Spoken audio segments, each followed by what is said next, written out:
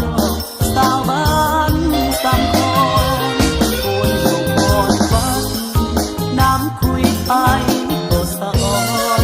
อยากจะน้องเป็นซ้อนเมงามงอนคนเราวังงามสาวมงยามบุญกินเพียงพร้อมกันส่งเสียงก่อนลาทำเพลงเดียวกันที่ถูกใจแม่สาวเราเถิงหน้าหวานด้วยฟ้อนลำวงคู่กันที่หาดน้ำสานน้องจำได้บ่อายขอสั่งลาแก้วตาสาวบ้านนาใสอีกทางทนใสอายจากไกล